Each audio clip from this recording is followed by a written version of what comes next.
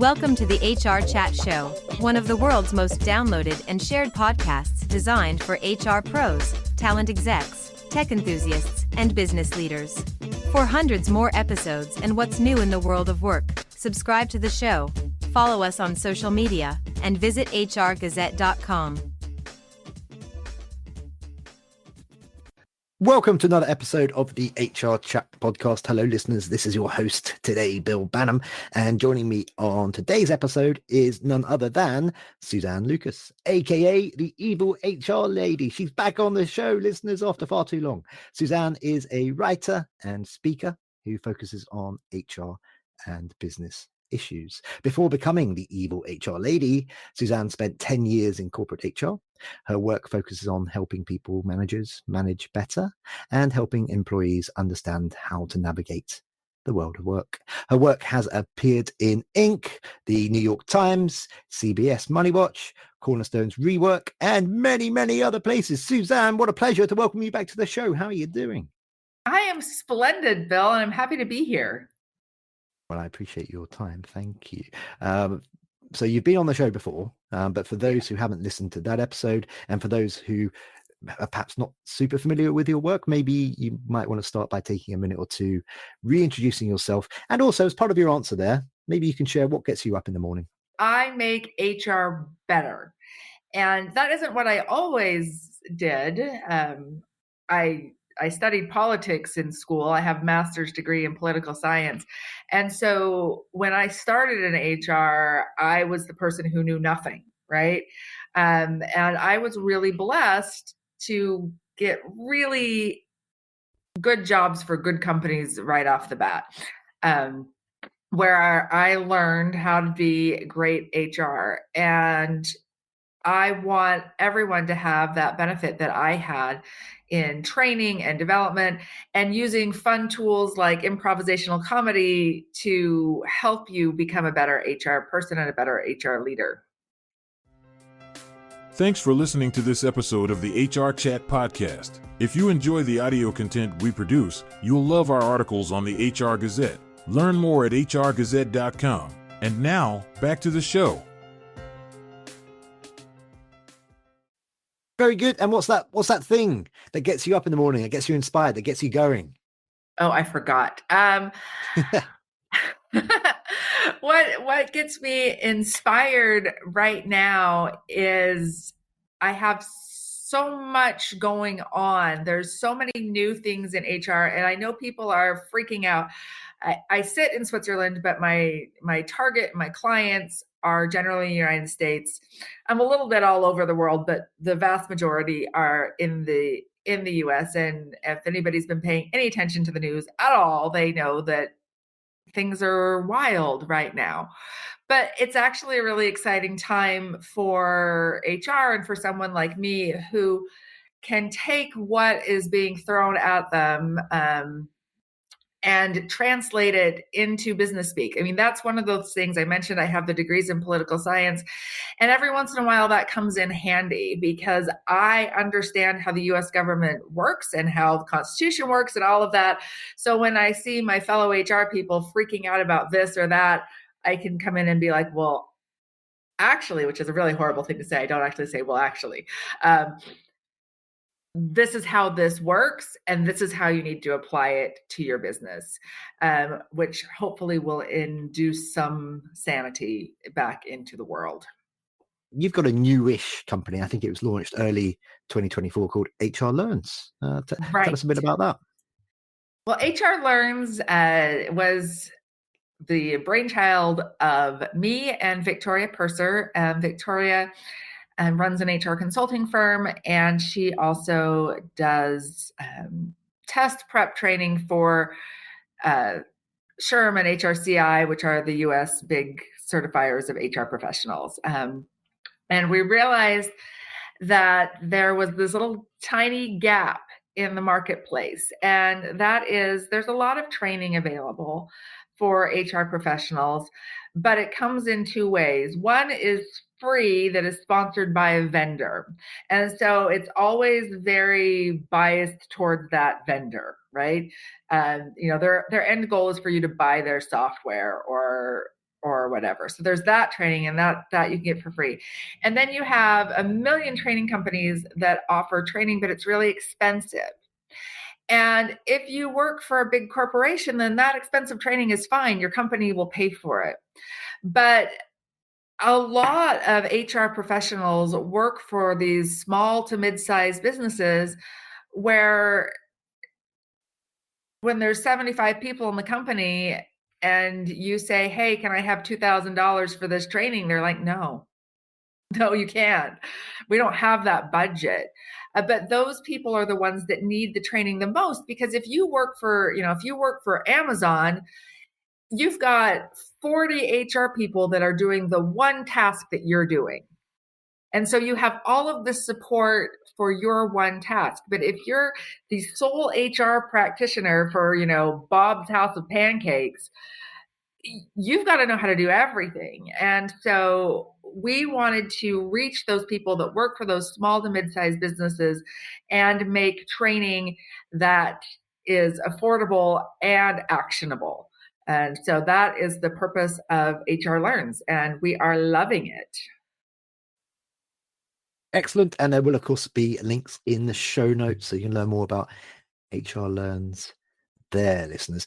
Suzanne, you just mentioned Amazon. Amazon are an example, I think it was December of last year, December 2024, of a very well-known, very large company that's been rolling back on some of its DEI efforts and some of its programs and training. You've shared views on LinkedIn about Trump's rollback on DEI programs. You're based in Switzerland, not part of the EU, but certainly right in the heart of Europe. The EU is perhaps moving to the right over the last couple of years for different textual reasons. Will we see, in your opinion, do you think we'll see this kind of rollback elsewhere? We saw it in the UK a few years ago, although it didn't perhaps work out as much as the Conservative government had hoped. And what does the rollback mean for the HR department, regardless of geography? Well, it's hard to say regardless of geography, because countries' laws are just so different. But we're definitely seeing some pushback. And I think we need to be really careful when we use the term DEI, because we all know that stands for diversity, equity, and inclusion. But nobody agrees on the definition of diversity, the definition of equity, and the definition of inclusion. And so what we often have is the two sides shouting at each other, but they're not using the same definition. So we have on the one side, on the people that are opposed to DEI, saying, listen, you're making quotas and you're giving preferences to people, and we need to judge everybody on their merits. And on the other side, you have people saying, no, we're just leveling the playing field. We're just making sure that everybody has an equal opportunity. And we're using the same words, but we're not speaking the same language. And so I think that's a really important thing whenever we discuss DEI, because what the Trump administration is doing and saying they're rolling back DEI and banning DEI, they're not banning a diverse workforce. They're not banning the idea that we need to make sure that our workplaces, everybody feels comfortable in it. What they are banning is these quotas and preferences to particular groups. But because the advocates aren't using that definition, they see it as rejecting diversity and inclusion as well. And so, like I said, you have these two sides that they're not communicating with each other at all. And secretly, they agree more than they think they do, because they're just shouting at each other and not hearing. And it's been really interesting from a sociological standpoint to watch these arguments go on where people are purposely not listening to each other. Our fourth grade teachers would smack us upside the head if they saw what we were doing today. So just to add to that, I don't think it's just about the quotas, though. I mean, the Trump administration has defunded DEI training at the government level. So people aren't getting that education. That's not happening anymore. What are your thoughts around that? At the government level, for government employees, and they are saying that that federal contractors can't either. But remember, what they're not saying is you can't have an inclusive environment.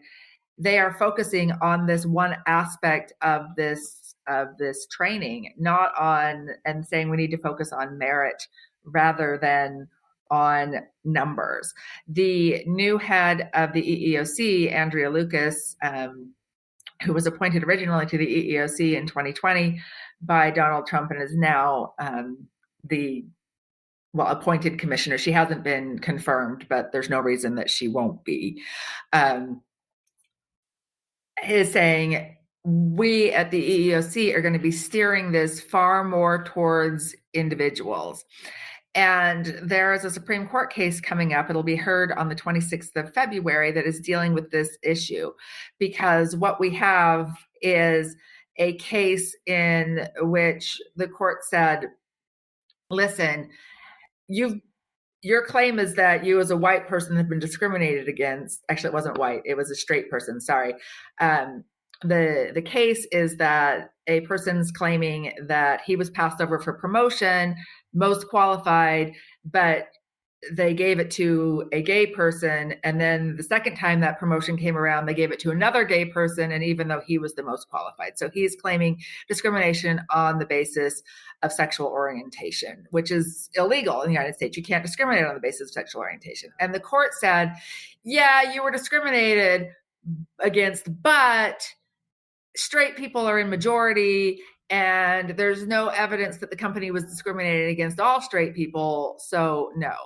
This is now going to the Supreme Court. My bet is, given the current makeup of the Supreme Court, that the Supreme Court's going to say, no, it's illegal to discriminate on the basis of sexual orientation. It doesn't matter whether you're gay or straight. That's not something that you can judge a candidate by. You can't judge a candidate by that. That's my bet on how it's going to go. And that's going to be combined with Andrea Lucas's new EEOC, where we're focusing on the individual. Previously, there has been a lot of focus on groups and what we call disparate impact, which is how does this affect the group as a whole? And I think we'll see it moving more to, is this individual decision based on illegal discrimination, and not how does this affect the group as a whole? And that's also a very different look. And on one side, DEI practitioners are like, we've got to be concerned with this overarching, how does the group look? And on the other side, people say, no, we need to look at every individual decision. Was this decision made based on merit, or was this decision made based on race, religion, gender, whatever? And again, we have this conflict between the two sides, that they're not speaking the same language, even though they're using the same words. In 2025, being prepared to support your employees during times of crisis is more vital than ever. The Crisis Ready Workplace program, designed by Dr. Bill Howitt and brought to you in partnership with HR News Canada and HR Law Canada, and supported by the HR Gazette, equips professionals and leaders with the knowledge, skills, and tools needed to effectively navigate workplace crisis, ultimately boosting employee well-being and enhancing organizational performance. Crisis Ready Workplace will take leaders beyond conventional risk preparedness to redefine what it means to lead through uncertainty. Expect to dive deep into interactive sessions, groundbreaking strategies, and transformative insights designed to prepare organizations for any challenge. This comprehensive program is pre-approved for 14 hours of CPD credits by HRPA, CPHR, and CPD International, and empowers leaders in crisis preparation, foundational knowledge, and supportive training. Sign up today at crisisready.ca. And now back to this episode of the HRchat Show. I'd like to switch focus now and talk about something else that HR Learns is getting up to. HR Learns recently partnered with Wendy Sellers to teach folks about marijuana in the workplace. Tell us more about that. Well, I am super excited about this because, and I don't like to admit these types of things in public, but I don't know anything about marijuana in the workplace. I mean, I am a child of the 80s that, just say no to drugs and we had the DARE program in school, which I don't remember what it stands for. Drugs are, I don't know. Anyway, it was anti-drugs, and the police came and they scared you to death. Anyway, I don't know anything about marijuana in the workplace. And so when I went looking for people that could teach things that I can't teach and that Victoria can't teach, and found Wendy. She is extremely well qualified. This is a topic that she speaks a lot about. And she's going to talk about how you're going to handle this in the workplace, because it's actually a really difficult thing. We have a lot of states that have legalized marijuana. It's still illegal from a federal perspective. We have some states that haven't. We have some states that recreational is okay. Some states that medical is okay. How do you handle that? Like with alcohol, if you have an accident at work, I can immediately alcohol test you and see if you were under the influence, right? Easy peasy, cut and dry. You are either drunk or you're not. Marijuana testing isn't like that. I can test you today and you're completely sober, but your blood test doesn't show anything different than the person who is completely high because you were high yesterday, but you were high yesterday at home, and it was perfectly legal where you are. So how do you handle that?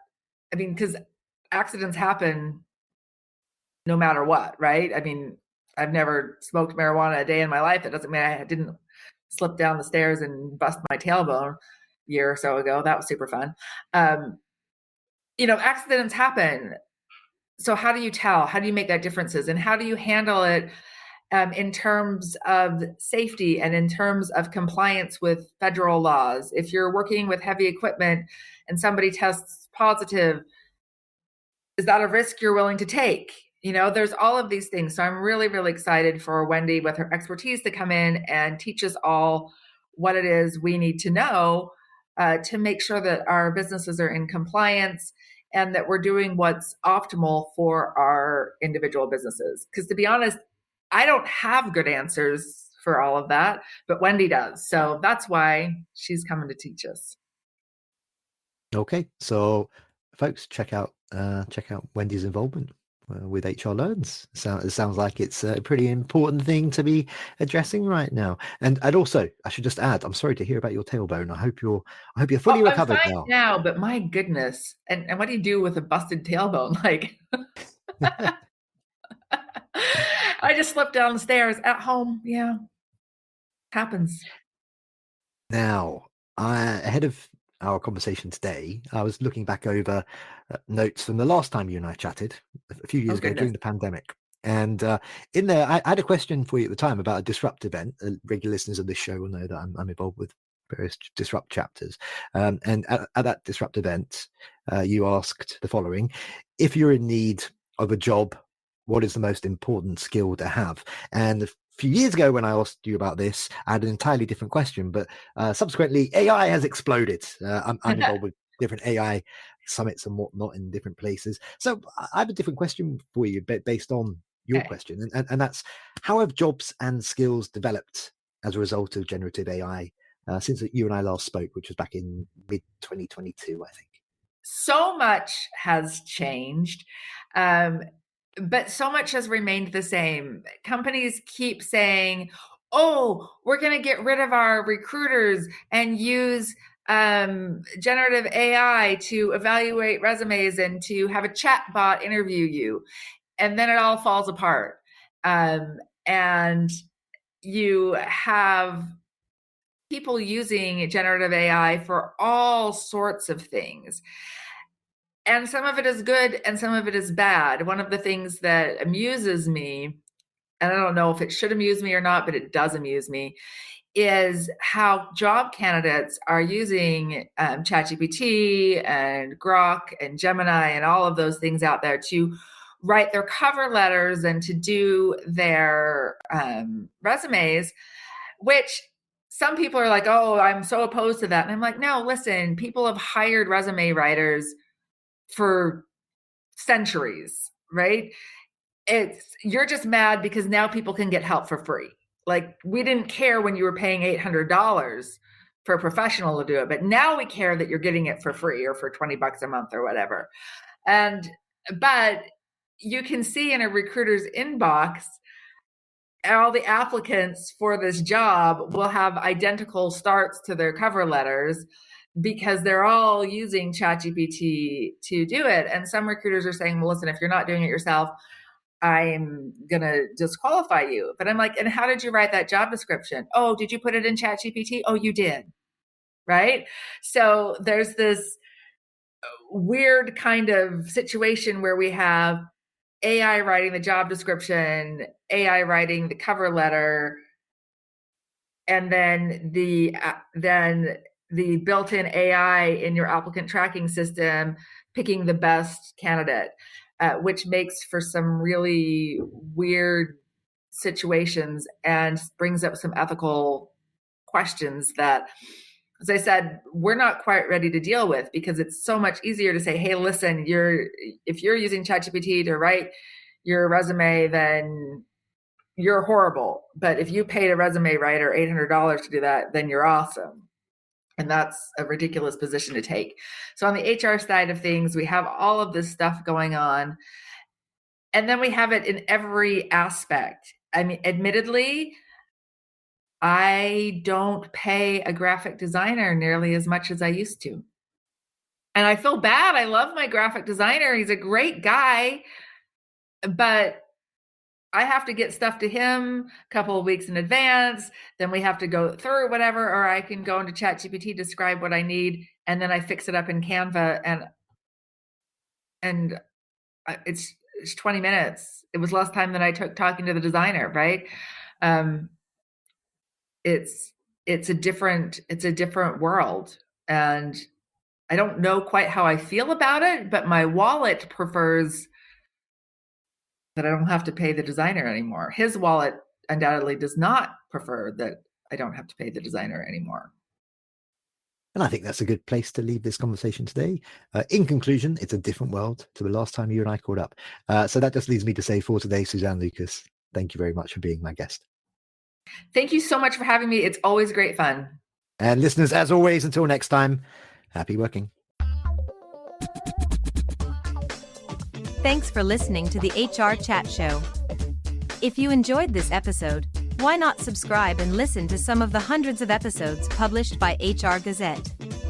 And remember, for what's new in the world of work, subscribe to the show, follow us on social media, and visit hrgazette.com.